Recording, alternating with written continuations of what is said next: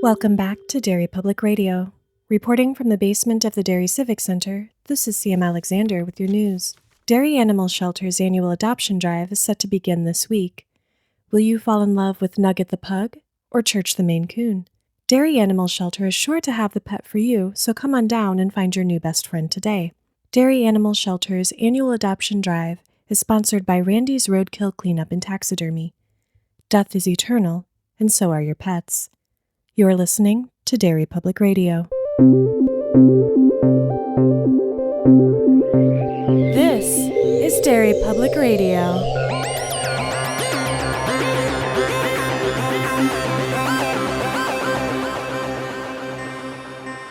Welcome back to Derry Public Radio, a bi-weekly Stephen King book club podcast. I'm one of your hosts, Joshua Kahn, alongside CM Alexander. Hello, everyone. And Benjamin Graham. Hey, constant readers. And today we are talking about the book Pet Sematary. For today we will be reading chapters 1 through 22, so if you've not read it, spoilers for the book ahead. And today we've got Ben Graham leading the discussion. Take it away, Ben. Oh man, I'm excited about this. First off, this is the first book we've read. None of us have read this book. Nope. Right. I'm not alone. This is all of our first times, and that's super exciting for me. I have seen the movie, though, so I know what Get happens and what's coming. Get out. Okay. I'm going in completely blind. The most cultural knowledge I have about Pet Sematary is that one Simpsons Treehouse of Horrors episode. I think they're zombies. I think it might have been a Pet Sematary riff. I don't know. Anyway, so Pet Sematary. We begin our book very Americana. We get to know our main characters, the Creeds. Lewis Creed, him and his family are moving to Maine from Chicago because he got a job at the University of Maine, and he is an asshole. Yeah. Okay. Yeah. Wait, what? Oh, God, are we doing this again, Sam? No, I'm really? Yes. Lewis is an asshole. He's kind of an asshole. Okay, so I don't see it. I really went back and forth on Lewis throughout this first part of the book. But he doesn't really come in to the book in a good light. We meet him driving his family, his wife Rachel, his daughter Eileen. Ellie, yeah. And their young son Gage. And their cat, Winston Churchill, or Church. I love that name. I love that name. That's so good. And they are driving to their new house, and Lewis is way too fucking exasperated about his family. Well, I mean, they did just drive nonstop from Chicago to Ludlow. And Fair. that is a long drive. And they talk about the cat being an asshole walking around because they ended up letting it out of the carrier. Because it was screaming Yeah. the entire time. Are you referring to his like monologue about his daughter? Well, there's a few things. Yes. Because in his defense, I feel like he's having a thought that all parents have, and I would know because I don't have any kids. Yeah, he at one point he says, he could become very irritated with Ellie. And Kids are irritating. fair. Very fair. But also our first introduction to the character is him having this fantasy of stopping for food and just driving away. Okay, but and this is, I guess this is why I didn't think he was an asshole, because I do have some friends with kids, and I think that I don't want to shame parents who have had that thought in moments of deep stress. Oh, that's not why. I think everything else in the book is why he's an asshole. I completely I've been on a road trip with friends and thought, if I could just start throwing some of these sons of bitches out right now, I might. But the way he treats Ellie throughout the first part that we're reading, though, I don't feel like he's an asshole. To her. Maybe there's something wrong with him. Okay, well, we'll get there.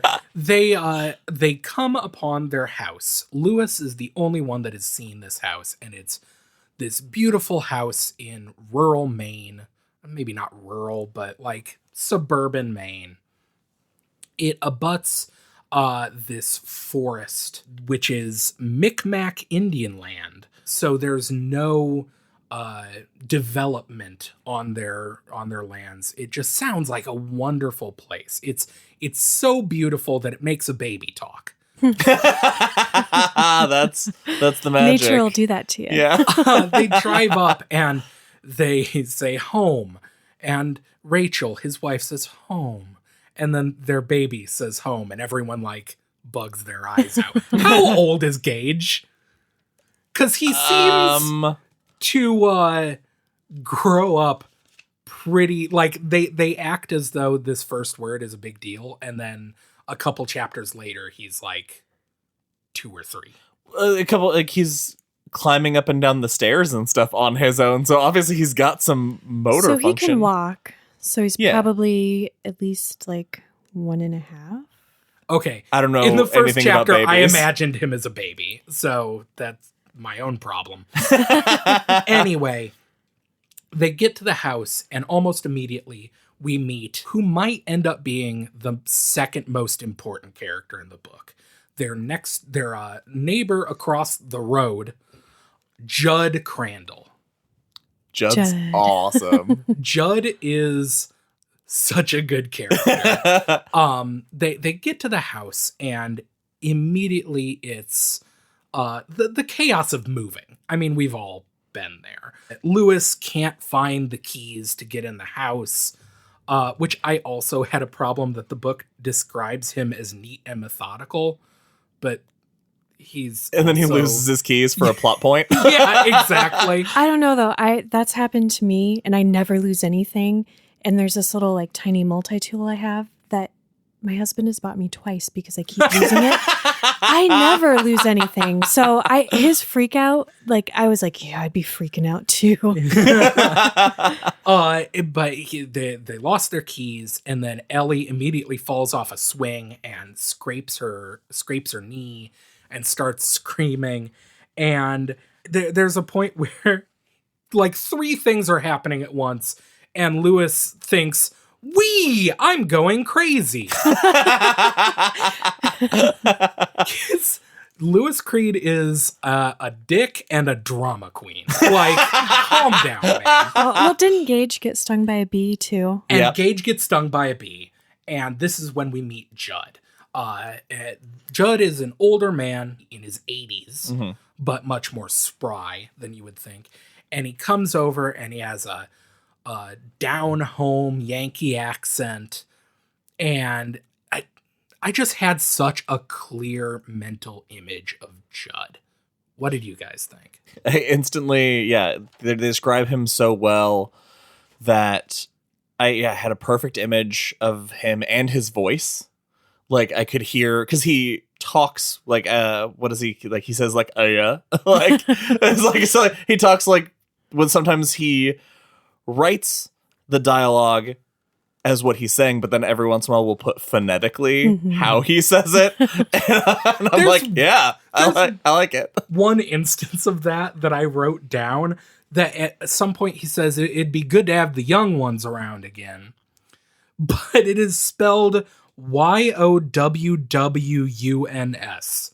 That can't be right. Is that Salem's Lot? What did he call, what did the sheriff call the kids in Salem's Lot? It can't be Yowwuns. No, I thought it was something weird like that. Yuns? Yeah. Is that it? What is the main accent? I'm not even going to try. I don't know. But we meet, Judd comes over in the midst of the kids crying and all this just first day in a new house craziness. And just matter of fact, looks like you're having a bit of trouble here. And effortlessly plucks the bee stinger out of Gage's neck. With his gnarly kind of weathered old man hands that shouldn't be that graceful. So calm and collected. And instantly, just like Lewis, I took to Judd. Mm-hmm. I wanted to ask you guys, did the beginning of this book give you a little bit of a revival feeling? Kind of. The whole family, actually, that family aspect of it made me think of revival a lot, because as I was reading the first part that we're covering, waiting for something terrible to happen to them, praying it wouldn't, knowing it's King, so it's gonna. I liked them so much, and I was rooting for them, and they seem like they're good people. Mm-hmm. Yeah, I completely agree. There are a couple times that this book made me think of Revival. Although I think surprising amount. I didn't get like a ominous thing with Judd and and Louis' relationship like I did with Jacobson. Just the importance of it Yes. made me Yeah, think the it, gravity because of his presence was very felt. the book starts off with Lewis saying that Judd was the father he should have had. That he meets this character late in life and he becomes this father figure. Just really reminded me of that relationship in Revival. Mm-hmm. Now, as they're kind of standing in the lawn talking, Judd invites the family over to his house to meet his wife Norma, who is a kindly arthritic older woman. Put baking soda on the bee sting. We get the first time I wrote "uh-oh" in my notes, which constantly. I don't know. I wrote "uh-oh" more times in these 22 chapters because just in passing, Judd says, you just want to watch the kids around the road. Lots of big trucks on that road. Immediately, I'm like, ooh, yep. uh-oh. No, oh, no. There is so much foreshadowing in this book. It's crazy. And there's so much, like, I know pop culture, like, stuff about Pet Sematary. I don't know exactly what happens, but I know enough to know that, like, oh, yep, that's building to something. Something's going to happen there. You don't just casually mention semis and tanker trucks driving past the front of your house for no good reason. It comes up so much. It's like the road is being set up to be this bad guy. It really is, because it's constantly like a truck will they'll be sitting on Judd's porch and a big truck will drive by and they'll make a big deal out of like from out of nowhere. Yeah. And you just know. Nothing terrible is going to happen at all. I don't know who's dying on that road, but somebody is. It's somebody. Hopefully a stranger. That would be a weird choice.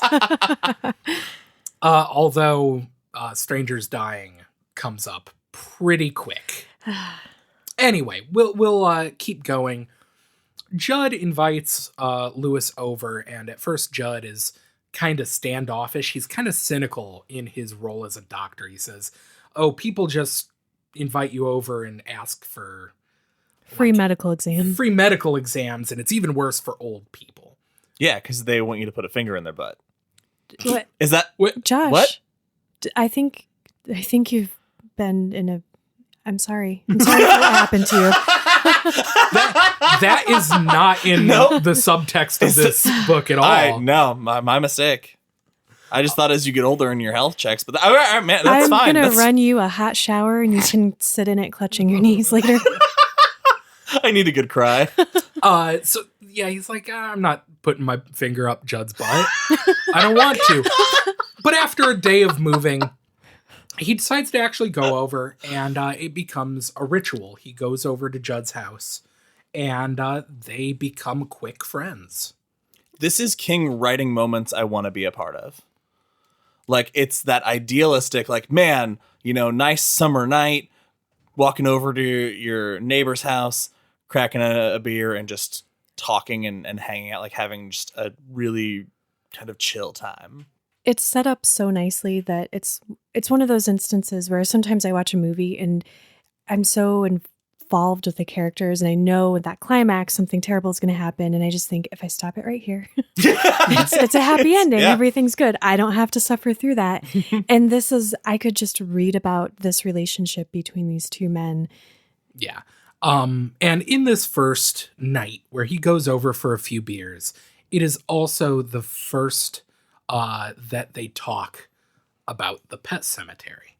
Now, if I recall that he mentions that beyond their property, he makes a reference to that you'll see kids come through because kids keep the path clear because up that their hill and down a ways is the pet cemetery, and the kids have just kind of taken it upon themselves when pets die. And he even says, sometimes crossing the street, pets get run over, and the kids take them up there. But the view is amazing. You know what? I'm gonna take you and your family up there and show you guys tomorrow, I think, or like sometime soon.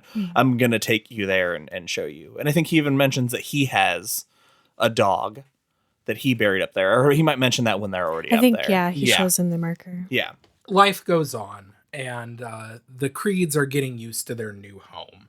Ellie starts going to school. Lewis is preparing for getting ready to go to work when the university starts up. And one day, while in the house, just on a regular day, Lewis is walking upstairs, and all of a sudden he's gripped by this premonition. It was interesting the way that this is described, because he jumps and he almost screams, and he says it was simply one of those psychological cold pockets people sometimes passed through. It's the first thing that happens that gives any indication that something bad's going to happen, other than the various heavy-handed trucks. Yeah, I think he was carrying Gage up to his crib, and he was in the hall, and it felt like something had brushed past him in the hall, and then it was gone, and he kind of dismisses it. Yeah. That ominous presence. Yeah.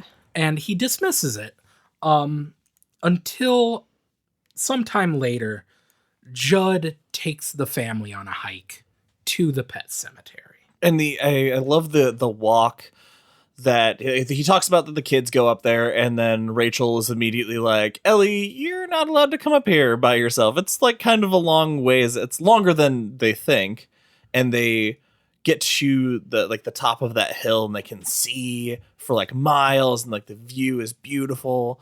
And then they get all the way to the pet cemetery, and I think they describe it, the archway made of weather-stained boards, and it has Pet Cemetery painted on it, but cemetery is spelled wrong, but as the way we have it spelled throughout the book and in the title of the book. And they look over, they just kind of, I think the first grave that they see is a cat, I think. They reference that particular marker a couple times when they pass through.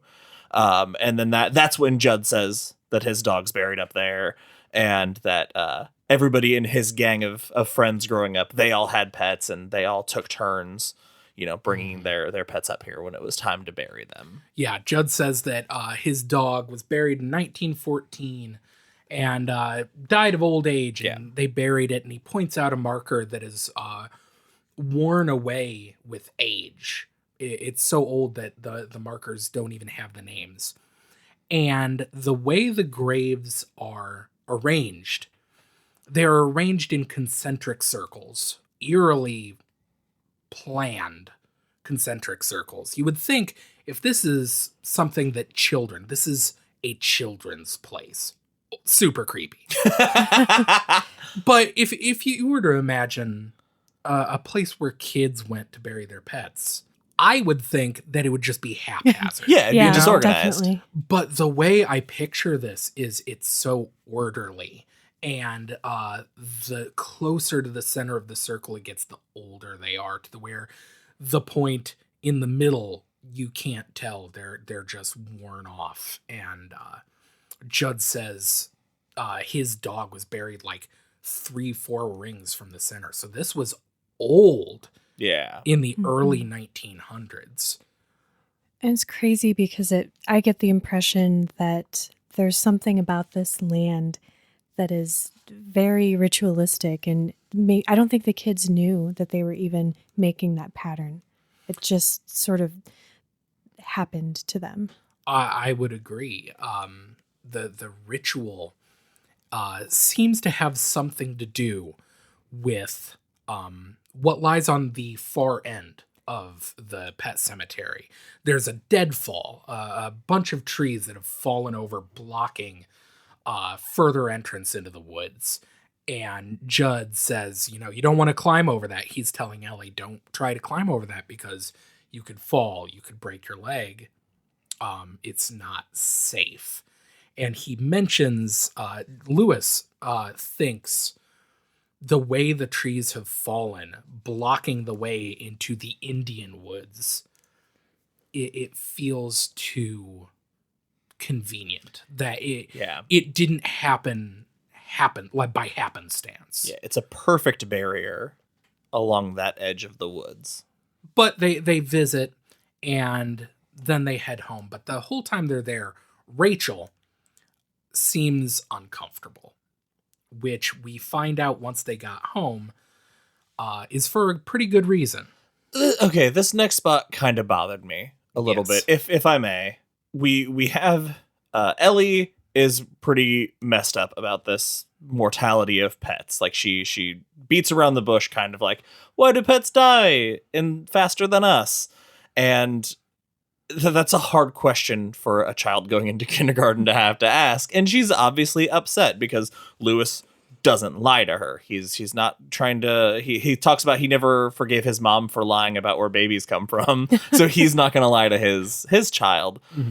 And she breaks down as any child would. Oh, absolutely. Rachel freaks the fuck out. Yes. Her reaction is so much more dramatic than the kindergartner's reaction to death. I wanted to ask you guys what your views on Rachel's reaction were. I thought that Ellie's questions and her response was very normal and very healthy. Absolutely. And how Lewis handled that was exactly how he should have, and it was great. And so Rachel's response to it did not make sense.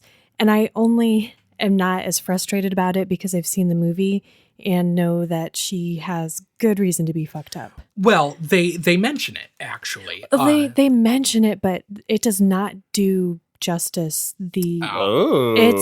She has some issues. Interesting. What we know so far is that on the hike, Lewis thinks about that Rachel as a child had a sister named Zelda who died of, what was it? I don't think they say rather. She just said that she had a sister that died very young. Yes. I don't think they said how she died. Yeah, we might not know yet. Yeah, I don't remember. I don't have it in my notes. But she had a sister that passed away. So when they come home and Ellie, extremely naturally, she's a young child, it's only natural for kids to have questions about death. And she's upset by it. And her beautiful, she's screaming, God can have his own damn cat.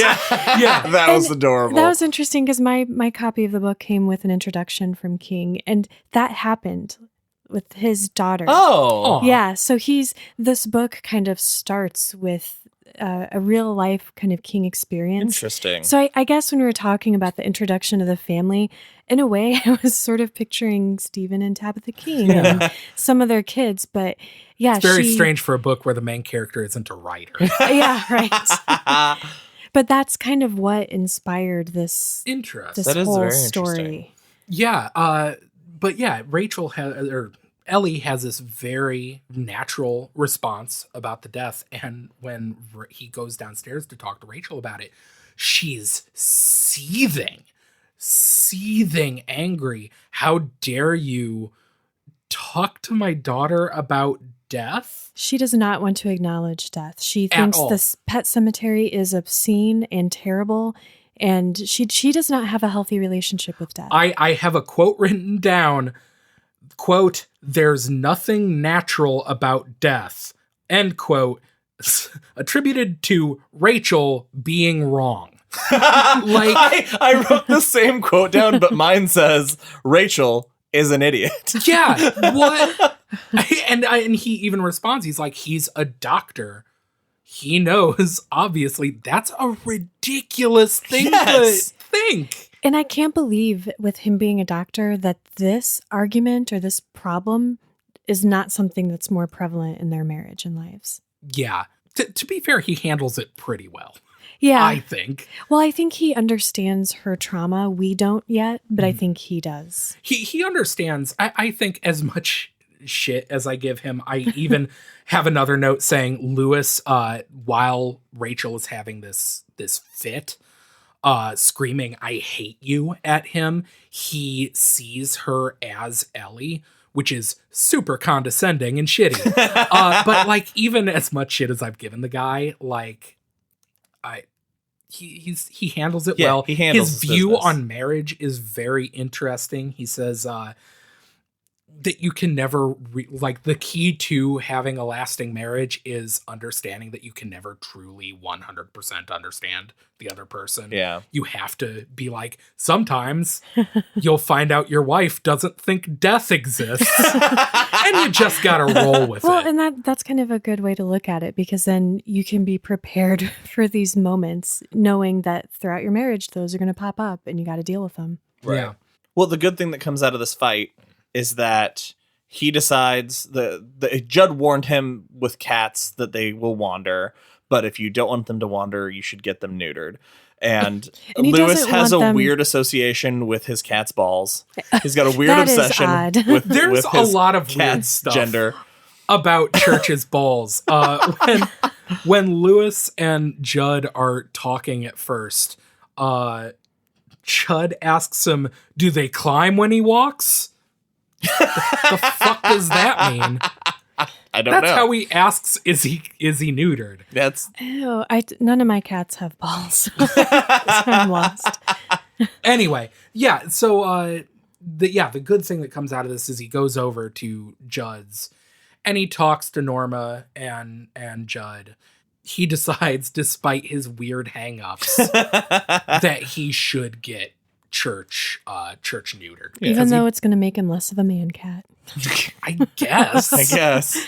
Time passes. The next day starts out fine. Sure. Starts out great. Lewis wakes up and they make up. Rachel sees that he had left a note saying that we're getting Church neutered, and she takes that as a win. A win. guess? I get, Yeah. like she was right. And I wrote, they're both kind of annoying, but I'm glad, because the little bits of just like family life were really heartwarming. Yeah. He compromised something that was important to him, and she knew how important that was. So For some reason. For that some I unknown don't reason. get, but yeah. So they have a great day, and he goes to leave for his first day at his new job. And as he's leaving, he represses the urge to ask if she was so upset because her sister died. Good fucking, like, Don't say good that and then instinct. walk out the door. Right. Yes. He's like, literally goes, he wants to go, is it because of Zelda? Is it? Yes, But it he's is. like, I had the restraint to not Sure. do that. Good Wait, instinct. he's a dipshit. medical doctor and not a psychologist? That's insane. So he drives to work thinking, quote, there was no need to be thinking about death on a beautiful September morning like this one. And we End never quote. will. Big uh-oh.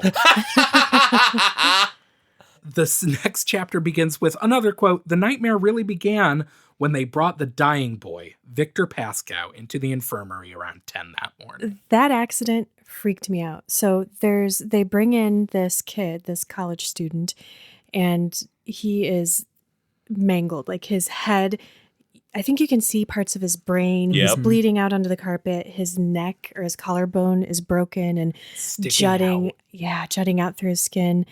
And he had been jogging with his fiance, I think, and another friend, Yep.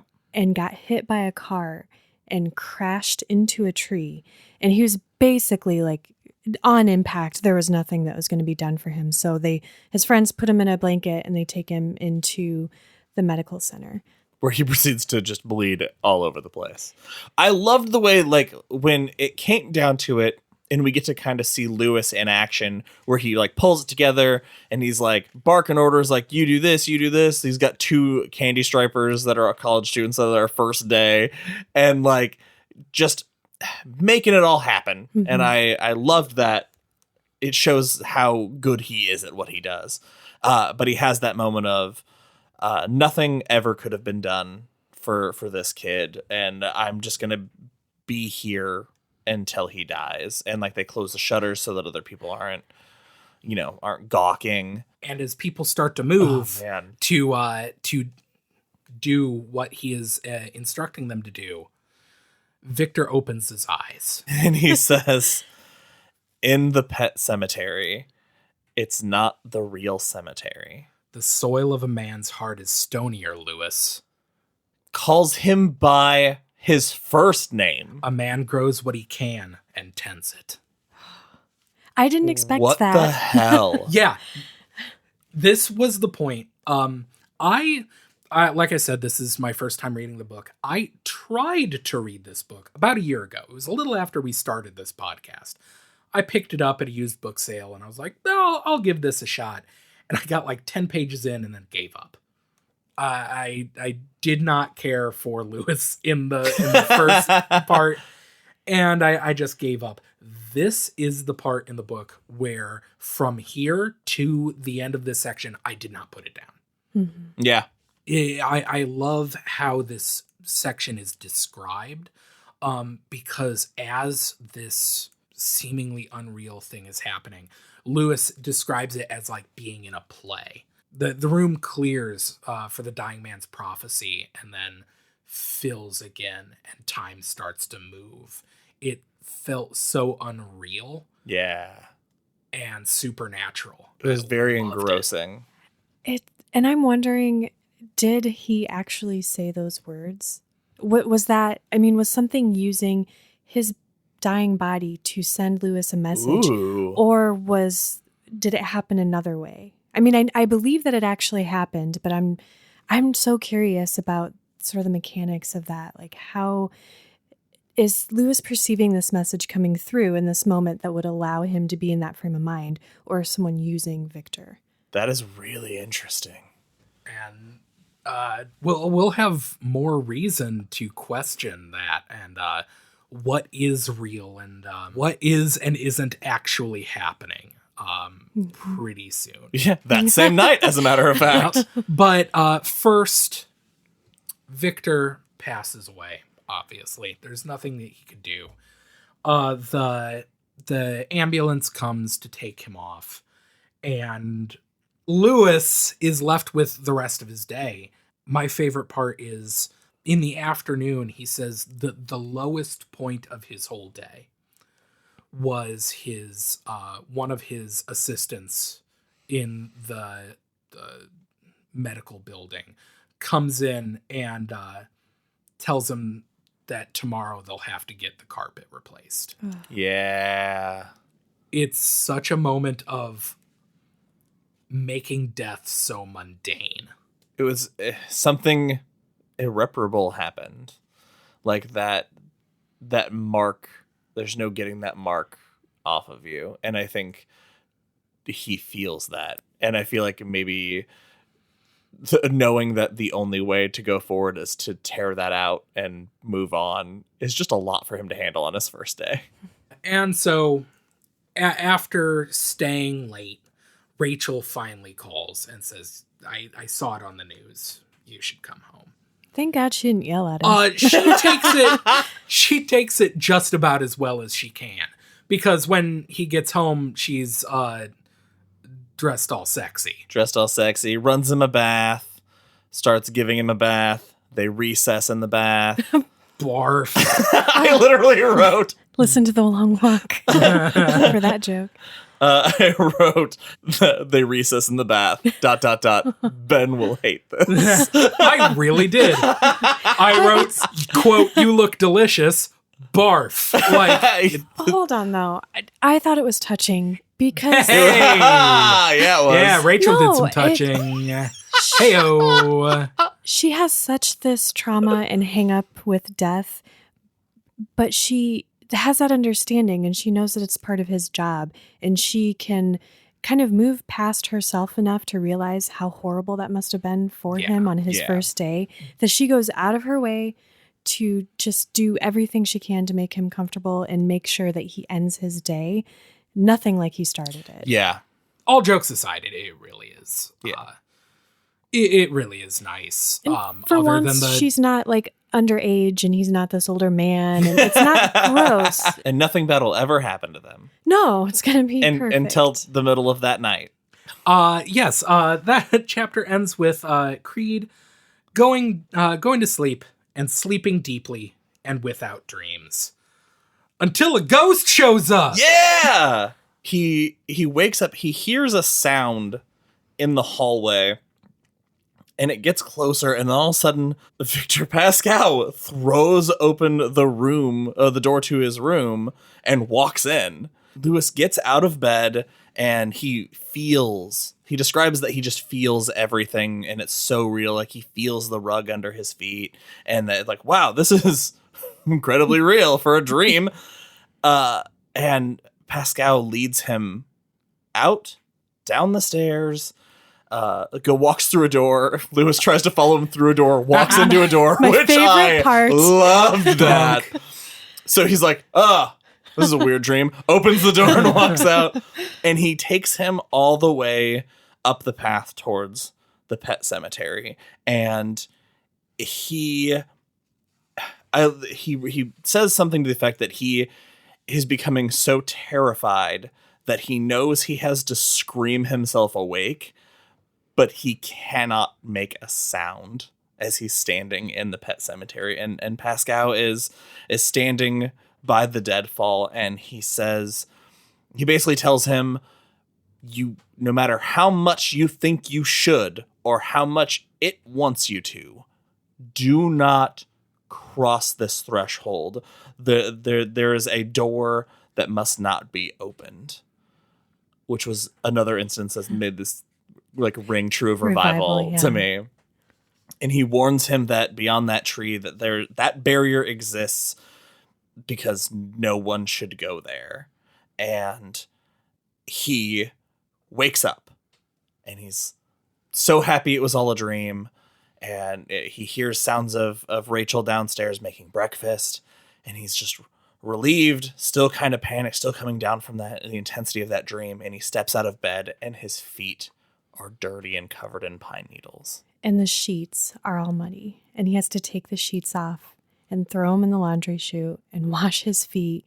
And Rachel's calling up to him, "How many eggs do you want?" And he is trying not to lose his shit. You can feel he's on the border of madness. Yeah, he's like giggling. Like he's doing this and he's like giggling to himself and he cannot get himself under control. He thinks, quote, he wondered if he had always been within touching distance of such mad irrationalities, if everyone is. I love that. I feel like that line is almost a thesis statement for all horror, especially King. Yeah. Is that the scariest things are things that happen just in the middle of day-to-day life. And then this inexplicable terror just comes out of nowhere. It reminds me kind of the Dark Tower series too, that sort of that other world, our veil is lifted and here's what's really behind it. And it feels like in that moment he's close. Like that veil is very thin. One quick thing, there's a few things. The scene, the quote unquote dream in the pet cemetery that I really want to point out is, first of all, when he sees the deadfall, it's not the deadfall. Oh, yeah. It is a giant pile of bones. I just had to point that out because it is Dark Souls as fuck. And I love it. And also that Pascal tells him in this dream, one of the last things he says to him is, "Your destruction and the destruction of all you love is very near, Doctor." Pass.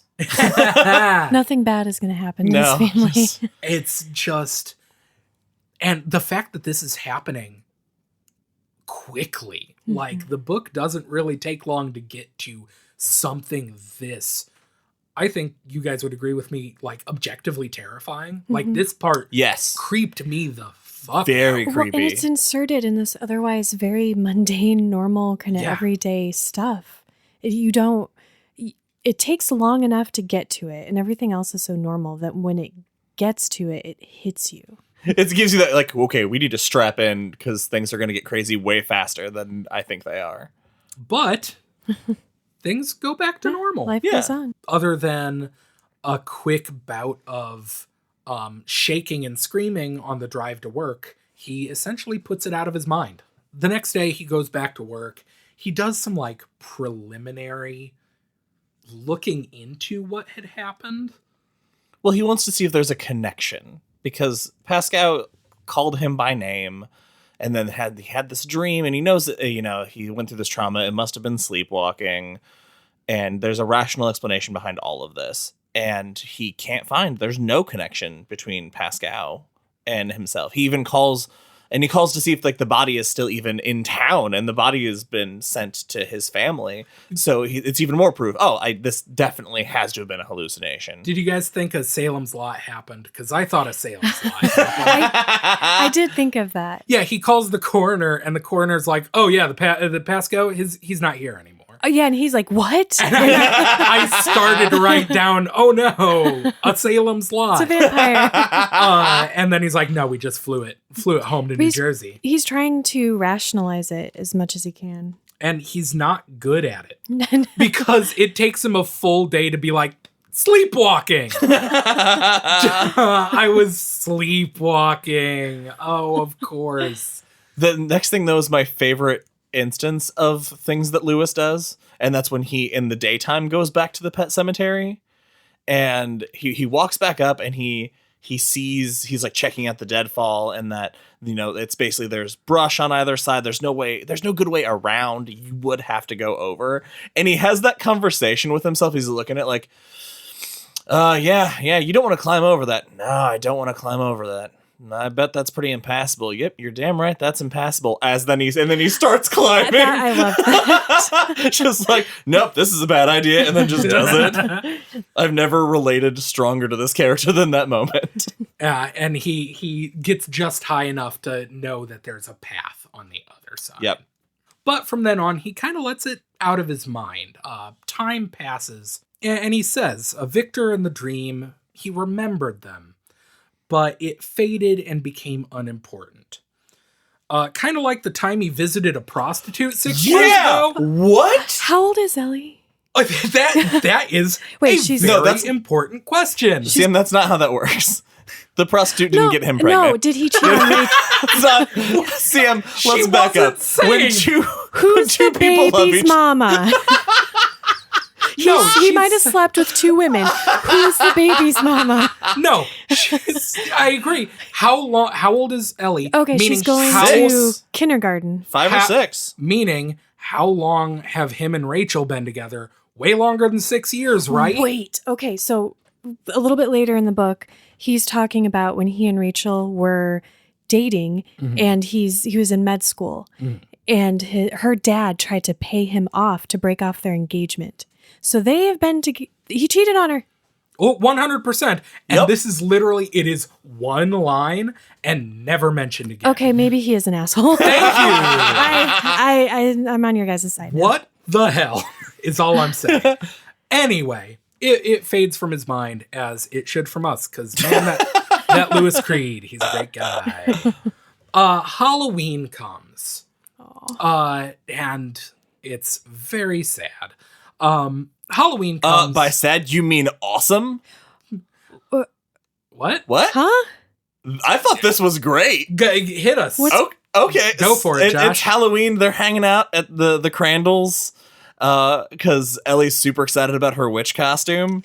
And they're hanging out, and the sad part is that Norma looks like she's getting worse. Like, her arthritis is bad. But Lewis has checked her out and is like, well, your doctor's doing everything he can. And they're outside talking, and then they hear Ellie and there's 2 other kids that are there shout, and they run in, and Norma has fallen down. Like, it looks bad. He's like, oh, she's dying right now. And then once again, he leaps into action, and he starts CPR. He starts barking orders, telling, Judd, like, I thought the very smart thing was getting Judd out of the house immediately. You go to my house and call an ambulance. Get out of here. Tell Rachel to bring me my bag. The mom of those two twins comes in and like is trying to help, and he's, you know, just barking orders like a champ. And it looks like he assesses the situation, and he determines like she's breathing, she's gonna be fine. As long as the ambulance gets here, she's gonna be completely fine. She had a small heart attack, and, you know, thank God we were here when this happened, because obviously this could have been so much worse. And I thought that was awesome. That part is awesome, but what freaks me out is that I have a horrible feeling that this is the first of many, and she's going to die in this book. I want her to die after the book, so I don't have to read about it. What? Sure. It was so sad for me because of Judd. Norma is in the kitchen with the kids. Yeah. And Lewis and Judd are out on the porch talking when something happens and they hear the kids yelling, Dad, Dad. Oh, but Norma fell. Before they hear them yelling, Norma fell, Lewis is looking at Judd, and Judd stops. And he this look passes over his face, and Lewis can tell that something's wrong, but he doesn't know what. And then we hear the girls screaming. Yeah. So Judd senses this, and they run in, and just the moment of finding her on the ground, Judd goes to her, and Lewis, when he gets in, Judd is at her side, stroking her wrist, and he says, she's dying, I think. And honest to God, I almost started crying. I love the Crandalls so much. They are so adorable throughout the book. They banter with each other. They've been married forever. It's just, I'm a softie, and that's a weak spot for me. And just the thought of like this adorable, sweet old couple, and one of them losing I can't. I'm going to start crying. Right and now. Lewis stops to think about her 17-year-old breasts. Yes, that also happens. It's so weird. It does also happen. But anyway. And no, you're right. That entire time I had no idea whether she was going to live or die. Yeah. Like, it could have gone so much either way, but I love these medical action scenes. Fair. They're so cool. Seeing Lewis that he is really good at his job was pretty cool. And thank goodness that Ellie was trick-or-treating at their house at that moment, that she was in there. And it's interesting too, because after, on their way home, or later when they're in the car trick-or-treating, and she asks him, you know, Daddy, did I make Norma have a heart attack? Miss Crandall have a heart attack? And he's like, no, you saved her life, actually. But then she follows that with being like, yeah, but she'll be dead soon. She has Like, a way wait, what? like less sad reaction to Mrs. Crandall dying than the thought of her cat dying. Well, that's because old people just die, right? Like, that's her but thing. Cats are immortal. Well, I thought that was a great actually bit of writing. Is that seems so natural? Like a little kid would be beside themselves when their first thought of mortality is their pet cat, who they love more than anything, dying. And then coming to terms with this, and this is months later, and then coming to face with mortality again, and just, she's okay with it. Yeah. And I think that shows how right Lewis was in telling the truth about death. Yeah, I thought that was 100% agree with that. So they finish trick-or-treating and go home, and that night, Lewis is in bed, he thinks he hears steps on the stairs, and he goes to look at it, certain that he'll see Victor Pascal putrefied, his brain melted to paste, and it's so disgusting. I just wanted to see if you guys thought the idea of a ghost rotting is as upsetting to you guys as it is to me. Yeah. It's horrible. Because I've never thought, you think of ghosts and you think just like how they died. Yeah.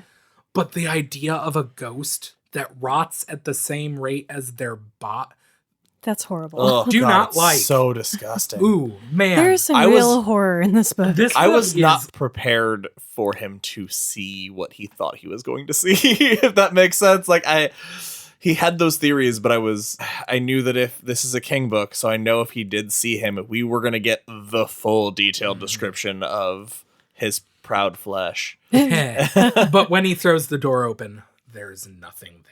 Thankfully. Although we still basically got it. 'Cause Yeah. he thought about it. That's true. More time passes. Norma is recovering, feeling fine. Rachel and the kids go to Chicago for Thanksgiving, and we get a brief history of Lewis and her father. Yeah, so and I kind of mentioned earlier, he tried to pay him off to break off their engagement. And for that reason, their relationship is damaged, and Lewis is not going with the family. So he's staying behind while Ellie and Rachel and Gage are going away for Thanksgiving. I also like that he makes a point to say Rachel doesn't know. Like he never has plans to tell her because she would hate her father for it. And I think that's another moment of showing what a compassionate person Lewis is, because he could be way more vindictive. Yeah. That's She about just what knows happened. something happened. Yeah, but she knows they don't get along. he doesn't need to tell her to feel better when it will damage their relationship. Right. And she even like kind of makes a joke about at the airport about like, you're going to be so sad you missed it. And he's like, yep. And they kind of laugh. So it's not terrible. Yeah, he's prideful. He keeps this vindication against her father, where he says that like if he just ignored it and pretended it never happened, it would all be mended, but he still holds on to it. But he really does love his family more than anything. And one prostitute. And he loves his family. Who knows if who is that Ellie's mom? Is that Gage's mom? I don't even know. That's once again not how prostitutes work. Have you guys been with a prostitute? I've been to Vegas. Oh, God. I don't want to talk about this anymore. So Thanksgiving. Yeah, it's Thanksgiving, and Lewis is home alone, and he's feeling very lonely and missing his family. And one night, he gets a call from Judd. He took a nap. I think it wasn't after Thanksgiving dinner. It was after dinner, yeah. Yeah, so he goes back to his house, and it's like, I want to say early evening. He takes a nap, and he wakes up sometime later, still in the evening, not quite night yet. And he's got a call. It's from Judd. And he says, there's a cat dead in my yard. I think it might be Church. And so he gets up, he grabs a bag to put him in, puts on his coat, and he goes out there, and it is Church. Yep. He kind of examines, because it's November, so there's like, it's night and there's frost on it, so it's cold, like the ground is super hard. And he goes over and he checks, and Church is completely stiff. And he can see that Church wasn't run over, but his neck's broken. So he kind of presumes that he was like maybe crossing the street and got like hit with like the bumper of a car, and that impact tossed him into Judd's yard. And he grabs Church, and Judd is there this whole time. Like Judd is like standing there like with him, and he lifts Church into the bag, and Judd just says, "Hold on," and walks away. Yeah, he's acting weirdly distant. Yeah. Distant. He's like staring into the middle distance and just seems odd. And when he comes back, he's holding a shovel and a pickaxe. And he says, your daughter loved that cat, right? Well, let's go. We're burying it. And so they head to the cemetery. And it's not just that, it's also that like because he says something about like, oh, we can do it tomorrow. But he specifically says, it can't wait if you love your daughter. And I was like, oh, how do you not go with that, I guess? And they've built this relationship and they're so close. I think that's why he does not question it. In fact, he's content. For as sad as everything is, he feels, good, and he follows him not to bury Church in the pet cemetery, but they are heading toward that downfall. Throughout this entire sequence, as dreamlike and surreal as this sequence gets, throughout the whole thing, he describes himself as feeling like almost like a little kid on an adventure. Like, I got that feeling. Yeah. Right? Well, because he has Judd as this guide who just every step of the way is just saying, follow me, don't hesitate, you have to be sure, and you have to be quick with every step. You just don't look down, just follow me and trust me. They platform 9 3/4 their way through over the deadfall, and they climb over, and it's ominous and like something is happening, but they keep walking, and they eventually reach what the Micmac Indians called Little God Swamp, and Judd says, "Don't look down, just walk." And they're walking for what seems like a long time. And Judd tells him, listen, there's St. Elmo's fire. If you see their green lights in the distance, ignore it. Just keep walking. And there are loons. So if you hear voices.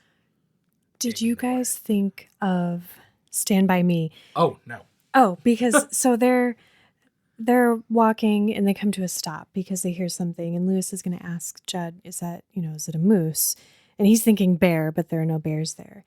And so they're stopped and they're listening, and all of a sudden they hear a shrill, maniacal laugh coming out of the darkness. And it's rising and falling in hysterical cycles, loud, piercing, chilling. And it reminded me of the night the boys spent in the forest and in The Body, actually is the name of the book. The movie is Stand By Me. When they hear that screaming in the middle of the night, and it wakes them all up and they're terrified. I did not think of that. It didn't, but now it does. No, the connection that it's a stretch, but the connection that I made that as they're walking through this swamp, there is, Lewis says, there's something big nearby. And they hear this noise that sometimes it's moving away from them and sometimes it's coming toward them. Yeah. And he keeps expecting this giant shape to just loom out of the mist. And there's a ground fog covering up to their waist as they're walking. I thought it was possibly walking through a thinny of some sort. Oh. Listeners, thinnies are much cooler than their name would say. Look it up. Anyway. I feel that way about me too. So they walk through this swamp, and eventually they reach these stairs carved into stone, and they climb up and they find a cemetery on a ground down hill.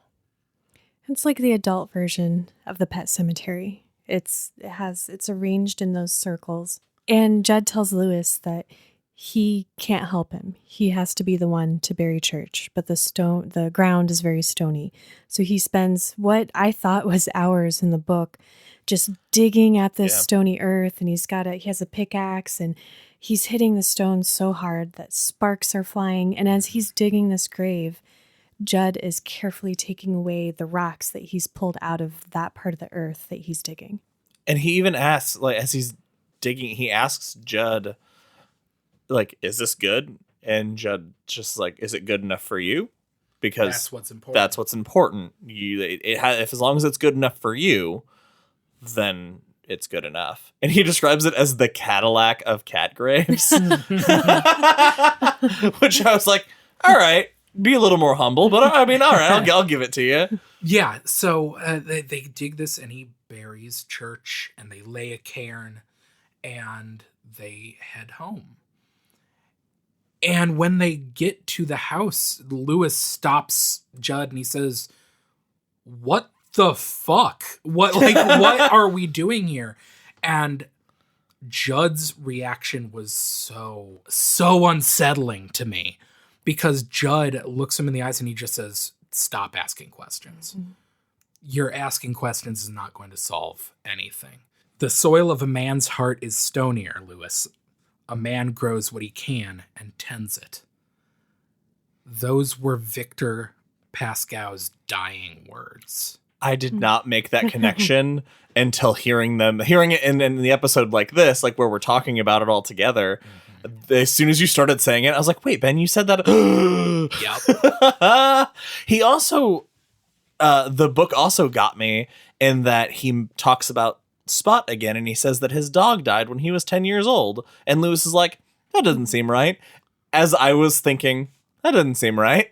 And it took me a while to come around. And he also says something interesting about Lewis questions, because he says, basically, he's like, if you'll go with your gut, if you're questioning it, if there's doubt, then that's going to mean it was wrong. And if it was wrong, then we didn't do something good. We did something terrible. It's very ominous. Yeah. And ominous in a way that Lewis has no control over. He did it. He's done it, and how he's getting confused because he has questions, and the more he's not getting answers, he's getting more and more questions. Well, it's like he's coming to. He's coming out of a sleepwalk almost, because as he's getting distance from that burial ground and he's back at his own home, he's like, why did we do that? Yeah. All I know is Judd knows more than he's letting on. Mm-hmm. And I cannot wait to find out. I know. Unfortunately, it ends there. Well, that's it for this episode of Derry Public Radio. As always, thank you so much for listening. Join us for our next episode, which is part 2 of Pet Sematary, covering chapters 23 through 40. For Benjamin Graham and C.M. Alexander, I'm Joshua Kahn, reminding you that cats were the gangsters of the animal world, living outside the law and often dying there.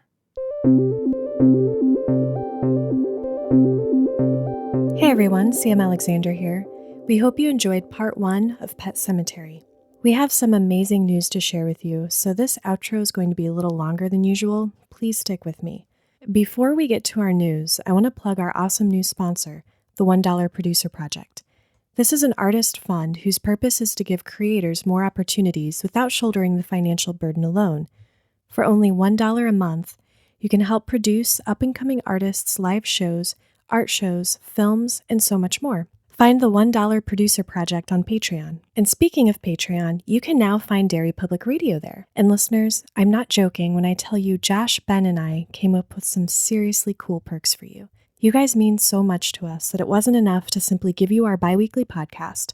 We wanted to do more, and hopefully pay our bills. Visit Derry Public Radio on patreon.com, find a tier you dig, and go crazy. If you don't want to pay to support us, that's fine too. Head over to iTunes and rate and review us. We've been blown away by your support these last few weeks. iTunes reviews are pretty much the only way people find us right now. We're not connected to any network. We do this all on our own. And if you could help us spread the word, we would love you forever. As always, find us on Facebook or Instagram at Derry Public Radio or Twitter at Derry Public. And send us an email at derrypublicradio@gmail.com because we love to hear from you. That's all for now, listeners. Goodbye.